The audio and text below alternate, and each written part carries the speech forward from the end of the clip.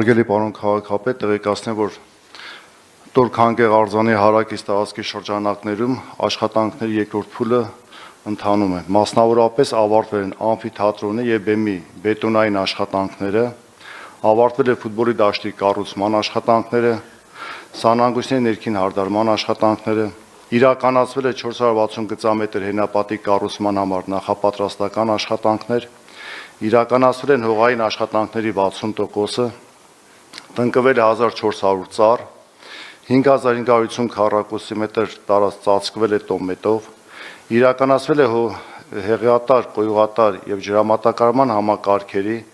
այդ թվում 4800 մետր ոռոգման ցանցի անցկացման աշխատանքներ, փորվել են խորքային հոր, տեղադրվել են անհրաժեշտ ջրային պոմպերը, կատարվել է արտաքին լուսավորության համակարգի անցկացման, մոնտաժման աշխատանքները, կառուցվել է այգու ավտոկայանատեղին, տեղադրվել է մետաղական դարպասը,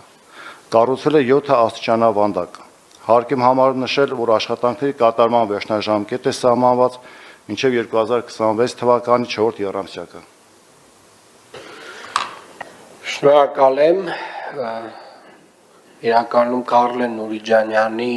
եւս մի գլուխգործոցի շուրջ, այսինքն Տոր-Քանգերի արձանի շուրջ նոր ձևավորվող այգին, նոր կենտրոն է դառնալու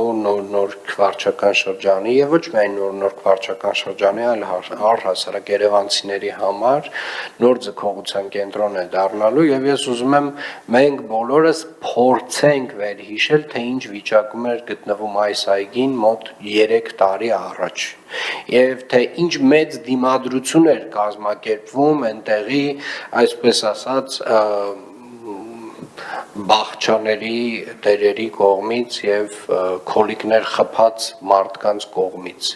Հանրային տարածքները պետք է վերադարձվեն հանրությանը։ Հանրային տարածքները պատկանում են բոլորին։ Եվ սա շատ լավ օրինակ է, թե ինչպես է հանրային տարածքը վերադարձվում քաղաքին եւ երևանցիներին։ Հետևաբար բոլորիս շնորհավորում եմ այդ առիթով, իհարկե աշխատանքները դեռևս ավարտված չեն, բայց կարծում եմ մենք արդեն իսկ ստացել ենք մի այնպիսի միջավայր, որի մասին երևի թե